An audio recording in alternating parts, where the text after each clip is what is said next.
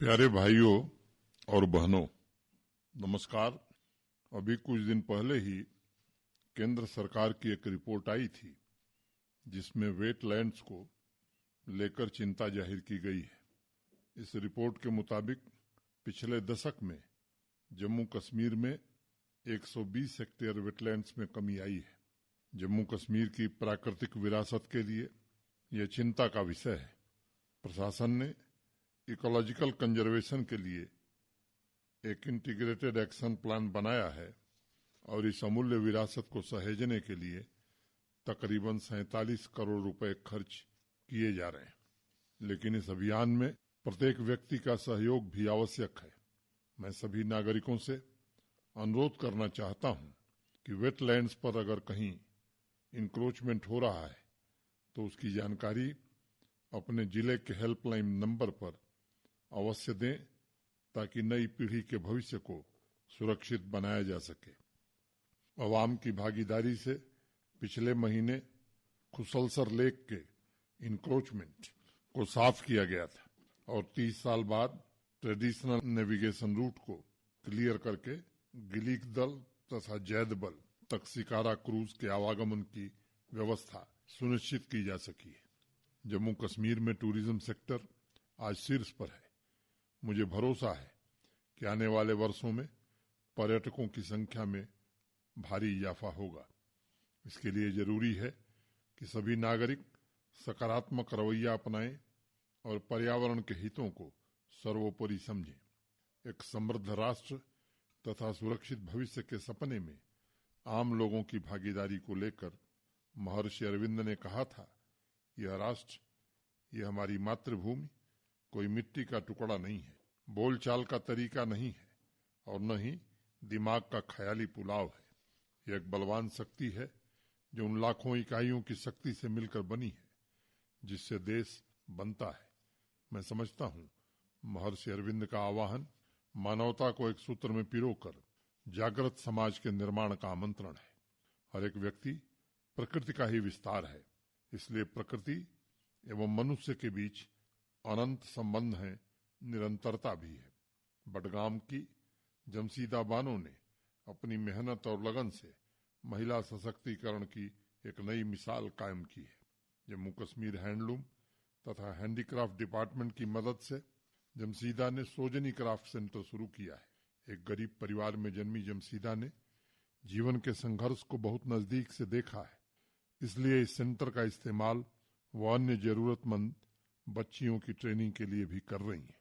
जमशीदा का कहना है कि हैंडीक्राफ्ट का तकनीकी प्रशिक्षण और मार्केट लिंकेज उनके इलाके की महिलाओं के जीवन स्तर को सुधारने में मदद कर रहा है। आसानी से उपलब्ध क्रेडिट की वजह से महिला उद्यमियों की आर्थिक दशा में सुधार आ रहा है।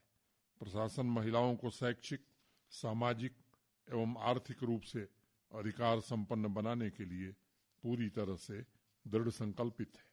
कोऑपरेटिव सोसाइटीज तथा सेल्फ हेल्प ग्रुप के जरिए भी प्रशिक्षण, कौशल विकास और मार्केटिंग के प्रयास किए जा रहे हैं ताकि महिला उद्यमियों के उत्पादों को इंस्टीट्यूशनल सपोर्ट प्रोवाइड किया जा सके। अभी 13 तारीख को रूरल डेवलपमेंट डिपार्टमेंट की रिव्यू मीटिंग में मैंने सभी विभागों को निर्देश दिया है कि ज्यादा से ज्यादा प्रोक्योरमेंट सेल्फ हेल्प ग्रुप से करें और उद्यमी महिलाओं के विकास में सहयोग करें।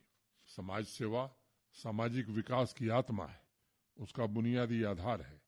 अनंतनाग की इंजीनियर एनी सिरीन ने अपने समर्पण और त्याग से इसे सिद्ध भी किया है।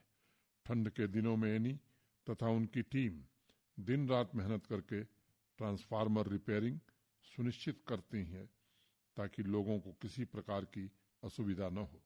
इसके अलावा युवाओं के स्वावलंबन तथा अनाथ जानवरों की देखभाल के लिए भी उनकी वॉलंटियर्स की टीम काम कर रही है।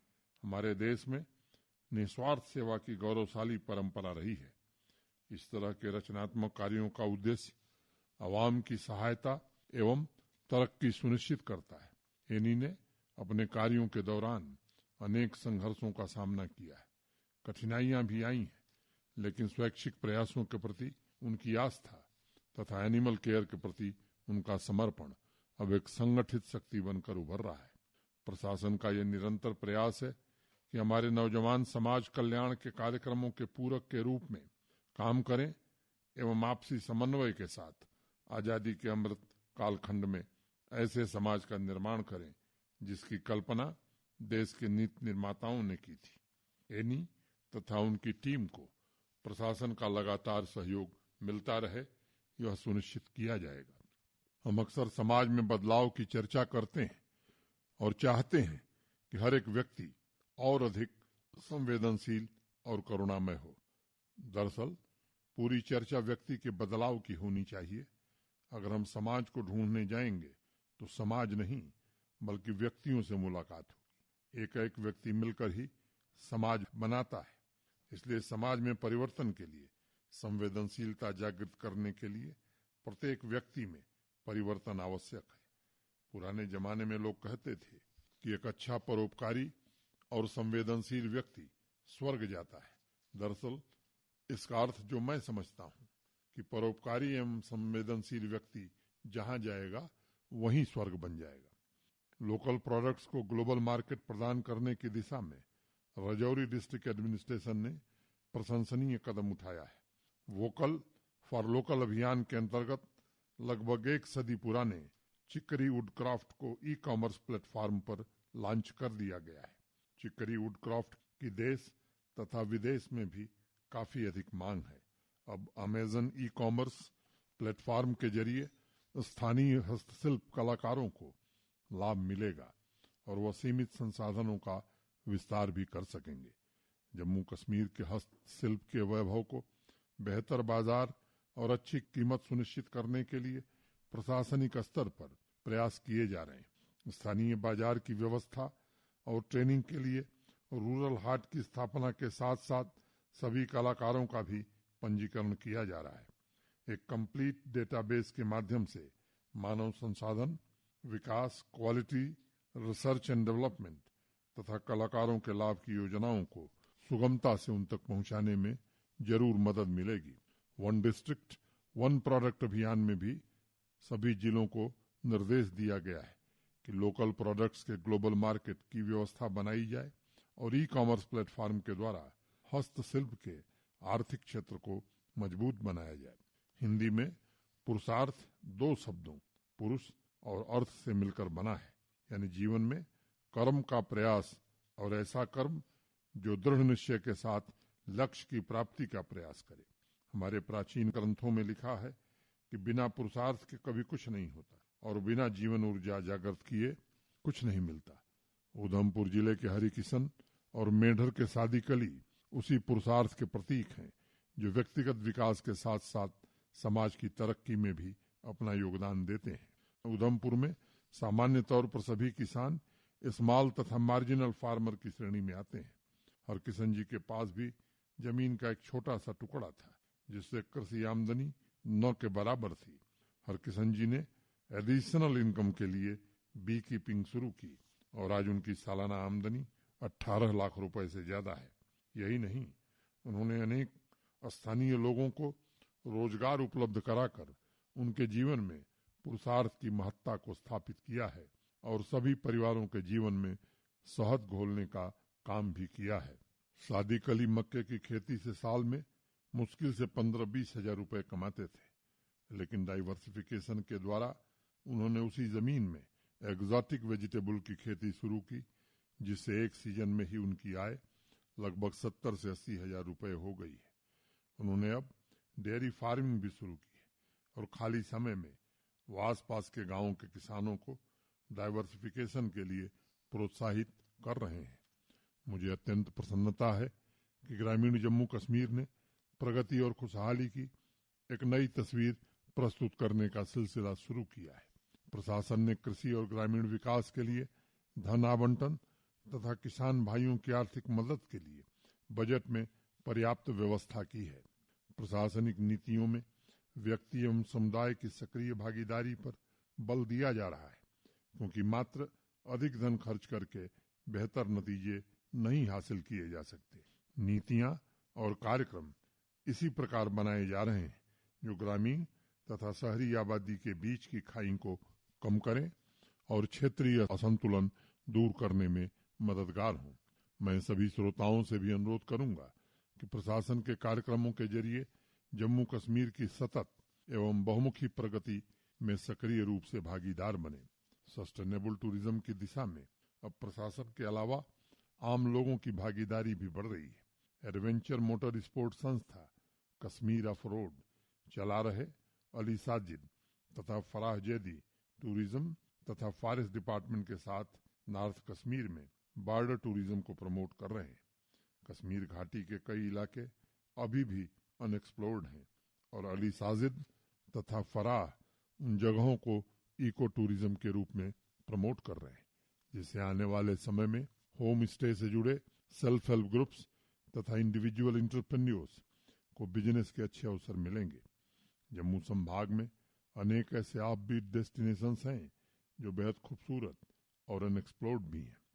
वहाँ भी प्रबुद्ध नागरिकों को प्रशासन के साथ मिलकर सस्टेनेबल टूरिज्म डेवलप करने में मदद करने की आवश्यकता है।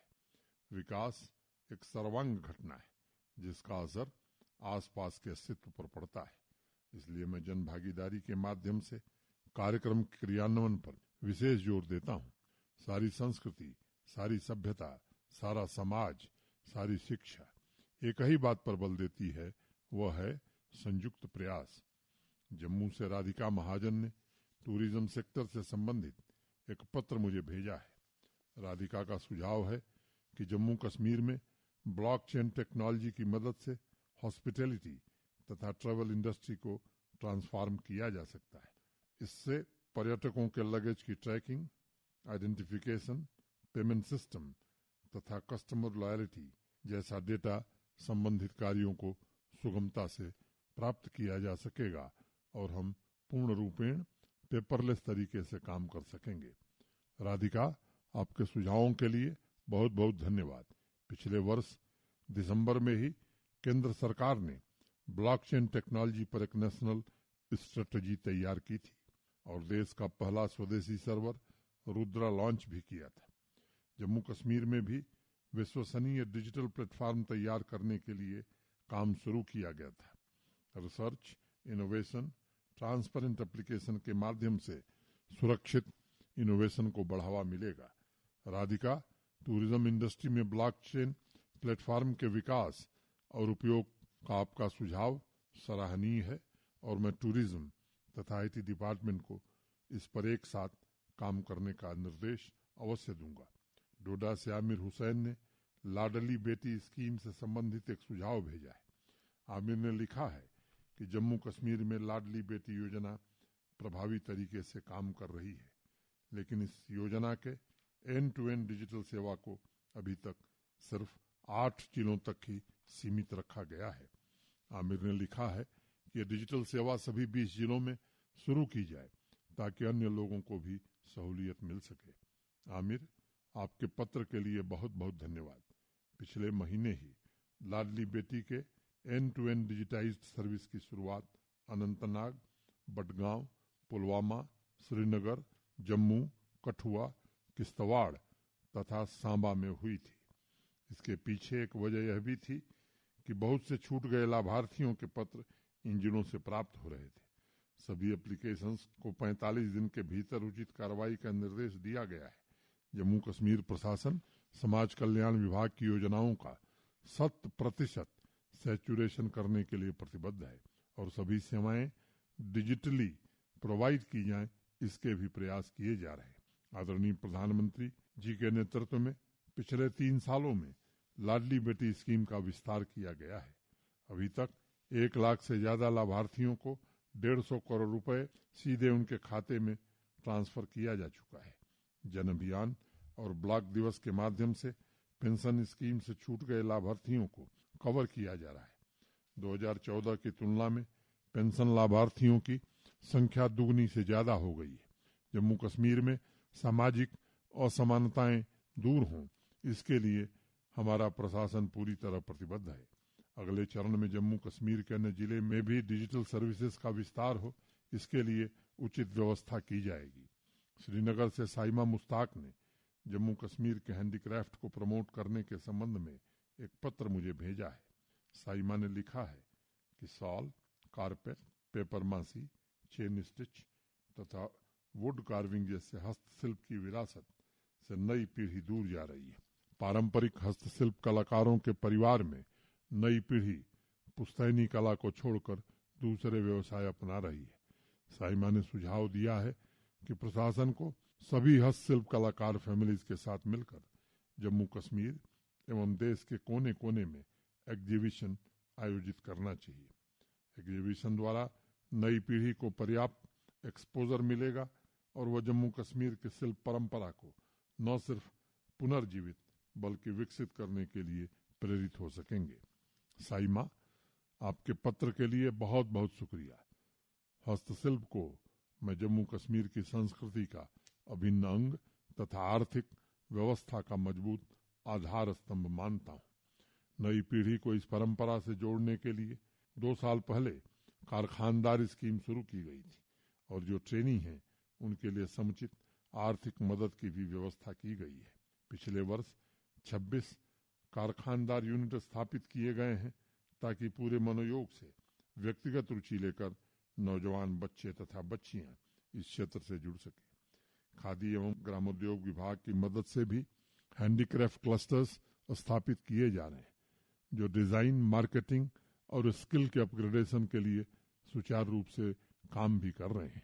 चूंकि हस्तशिल्प हमारी परंपराओं और रीति रिवाजों का भी प्रतिनिधित्व करते हैं, इसलिए हमारी कोशिश है कि इस क्षेत्र से जुड़े ज्यादा से ज्यादा कलाकारों तक सभी सुविधाएं पहुंचाई जाएं। एक अभियान चलाकर कोशिश की गई है कि 3 लाख हस्तशिल्प के कलाकारों का रजिस्ट्रेशन हो और उनके लिए क्रेडिट कार्ड स्कीम शुरू की गई है। जो भी कलाकार इस क्रेडिट कार्ड स्कीम का लाभ उठाना चाहते हैं उन्हें 2 लाख रुपए की मदद दी जा रही है और 7% इंटरेस्ट सबवेंशन भी दिया जा रहा है।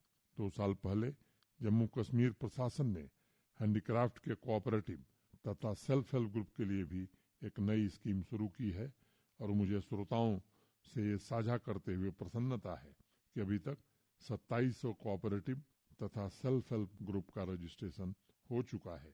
उनके बेहतर संचालन के लिए आवश्यक आर्थिक मदद भी की जा रही है। जम्मू कश्मीर के हैंडीक्राफ्ट को वैश्विक बाजार उपलब्ध कराने के लिए अभी तक 7 हस्तशिल्प कलाओं carpet, pashmina, सोजनी, खटमबंद, walnut, wood carving, paper मासी तथा कनी साल का जीआई सर्टिफिकेशन कर लिया गया है। पिछले 2 साल में इस सेक्टर की सभी आवश्यकताओं जैसे ट्रेनिंग, डिजाइन, गुणवत्ता, रिसर्च एवं डेवलपमेंट पर विशेष ध्यान दिया गया है। कोरोना की वजह से देश विदेश में एग्जीबिशन आयोजित करने में रुकावट आई थी, लेकिन हमारी कोशिश रही है कि जहां भी एग्जीबिशन हो रहे हैं वहां जम्मू कश्मीर का प्रतिनिधित्व अवश्य होना चाहिए। हमें सूरजकुंड तथा दुबई में काफी अच्छा रिस्पांस मिला। आगे भी जैसे जैसे एग्जीबिशन आयोजित होने शुरू होंगे जम्मू कश्मीर की भागीदारी सुनिश्चित की जाएगी। संस्थागत सहायता एवं हस्तशिल्पियों की भागीदारी, यह दोनों योगः कर्मसु कौशलम की भावना के साथ विकसित हो, इसके लिए प्रयास किया जाएगा। हस्तशिल्प की परंपरा के संरक्षण एवं प्रगति के लिए हम पूरी तरह से वचनबद्ध हैं, इसका आप सभी को हम विश्वास दिलाते हैं। कुपवाड़ा से खान आतिफ अब्दुल्ला ने वाटर कंजर्वेशन से संबंधित एक पत्र मुझे भेजा है। आतिफ ने लिखा है कि सभी जिलों में वाटर कंजर्वेशन की बेस्ट प्रैक्टिसेस को प्रमोट किया जाना चाहिए। दूर दराज के इलाकों में लोगों को इसके बारे में सूचनाएं नहीं मिल पा रही है। स्वैच्छिक, पंचायती तथा सरकारी संस्थाओं की मदद से सभी जिलों में मास अवेयरनेस कार्यक्रम आयोजित किया जाए। आतिफ ने आगे लिखा है कि वाटर कंजर्वेशन की बेस्ट प्रैक्टिसेस को प्रोत्साहित करने के लिए जिला स्तर पर वाटर कंजर्वेशन अवार्ड स्थापित किए जाएं। आतिफ साहब, आपके सुझाव के लिए बहुत बहुत शुक्रिया। सबसे पहले आज के कार्यक्रम के माध्यम से मैं सभी जिलों, संबंधित डिपार्टमेंट, आम नागरिक एवं पंचायती राज संस्थाओं के जनप्रतिनिधियों को रिकॉर्ड समय में अमृत सरोवर का निर्माण एवं रिजुनवेशन के लिए बहुत बहुत शुभकामनाएं देता हूं, उनका शुक्रिया अदा करता हूं। आदरणीय प्रधानमंत्री जी के दिए गए संकल्प को पूरा करने के लिए हमने सभी जिलों में 75 अमृत सरोवर के निर्माण में सफलता प्राप्त की है। जम्मू कश्मीर को 15 अगस्त 2023 तक 1500 अमृत सरोवर का लक्ष्य दिया गया था और इस वर्ष 30 सितंबर तक हमने 1953 अमृत सरोवर निर्मित करके यूनियन टेरिटरी की श्रेणी में एक नया रिकॉर्ड कायम किया है। मैं हमेशा इस बात को दोहराता हूँ कि आने वाले समय में तालाब ही हमारे समाज का संभव बनेंगे एवं सामर्थ्य पैदा कर सकेंगे। तालाबों और पानी का रखरखाव ही समाज को व्यवस्थित बनाए रखता है। तालाब की रेखा विकास की रेखा है। जिन क्षेत्रों में भी पानी की समस्या आती है वहाँ समाज और विकास के बीच खाई पैदा हो जाती है। भविष्य की चुनौतियों को ध्यान में रखते हुए पिछले वर्ष अनेक योजनाएं शुरू की गई हैं। डिस्ट्रिक्ट स्तर के डिपार्टमेंट्स एवं पंचायती राज संस्थाओं को भी इन फ्यूचर स्ट्रेटजीज का सक्रिय भागीदार बनाया जा रहा है। लगभग हर पंचायत में पानी समिति की भी स्थापना की गई है ताकि बरसने वाली हर एक बूंद इकट्ठा की जा सके और वाटर कंजर्वेशन को जन आंदोलन का स्वरूप दिया जा सके। हमारे देश की परंपरा में गांव की आबादी से नहीं बल्कि तालाबों से नापा जाता है। आज भी देश के कुछ ऐसे गांव हैं जहां तालाबों की विधिवत शादी होती है, उनकी पूजा की जाती है। यह तालाबों के प्रति सम्मान का प्रतीक है। आज भी देश के अनेक क्षेत्रों में जो लोग अपने जीवन में तीर्थ यात्रा नहीं कर पाते हैं वह गांव में एक तालाब बनवाते हैं। मैं मानता हूं पानी बचाने वाला, तालाब संरक्षित करने वाला दोनों पुण्य का काम करते हैं। Water harvesting pit, rooftop rain water harvesting structure, desilting, reuse जैसे प्रैक्टिस प्रयोग में आए। इसके लिए मैं जल शक्ति तथा सभी जिलों को एक विशेष इंफॉर्मेशन एजुकेशन कैंपेन चलाने का आग्रह करूंगा। पंचायत के सभी जनप्रतिनिधियों से भी मैं निवेदन करता हूं कि घर घर तक लोगों के बीच ये जानकारी पहुंचे। इसके लिए हम सब मिलकर के काम करें। एक छोटी सी कहानी है। एक राजा अपने शहर का नवनिर्माण कर रहा था। वो रोज सुबह घोड़े पर बैठता और शहर के निरीक्षण के लिए निकल पड़ता और यह देखकर खुश होता कि उसका शहर पहले से भी अधिक सुंदर बन रहा है। उसने संकल्प लिया था कि वो अपने शहर को पृथ्वी पर सबसे सुंदर बनाएगा। एक दिन उसने शहर के एक हिस्से में बहुत बुजुर्ग व्यक्ति को पेड़ लगाते देखा। वो बुजुर्ग व्यक्ति बहुत ही श्रद्धा से पेड़ों को जमीन में लगाता और फिर उसे पानी देता। राजा के मन में कौतूहल जागा। वो घोड़े से उतरकर बुजुर्ग व्यक्ति के पास पहुंचा और बहुत संकोच से पूछा कि आपकी उम्र कितनी है। उस व्यक्ति ने कहा 120 साल। राजा ने कहा कि मेरे 2 सवाल हैं। पहला, इतने बुजुर्ग होकर आप काम क्यों कर रहे हैं? और दूसरा, जब तक यह पेड़ बड़े होंगे क्या आप इनका फल खाने के लिए जिंदा रहेंगे? वो बुजुर्ग हंसा और राजा से कहा कि जीवन का हर पल सृजन के लिए समर्पित हो, इसीलिए ईश्वर जन्म देता है। शायद मेरी जगह लेने के लिए अभी तक किसी का चयन नहीं हुआ है, इसलिए मुझे अभी तक इस काम की जिम्मेदारी दी गई है। दूसरी बात यह है कि अगर मेरे बाप दादा ने भी ये सोचा होता कि अपने जिंदा रहते खाने के लिए पेड़ लगाना है तो शायद शहर के इस हिस्से में सिर्फ धूल उड़ रही होती। मेरे बाप दादा ने जो पेड़ लगाए थे उसका फल मैं खा रहा हूँ और जो पेड़ मैं लगा रहा हूँ उसका फल आने वाली पीढ़ियां खाएंगी। अगर हमारे पूर्वजों में सिर्फ अपने लिए सृजन करने की सोच होती तो शायद पेड़, तालाब उतनी संख्या में कभी निर्मित नहीं हो पाते, जो जीवन जीने के लिए बहुत आवश्यक है। इसलिए सृजन सबसे बड़ा तीर्थ है। निस्वार्थ भाव से नवनिर्माण सबसे बड़ा पुण्य है। श्रीनगर से फैजल एजाज ने एजुकेशन सेक्टर में डिजिटल इनिशिएटिव के संबंध में एक पत्र भेजा है।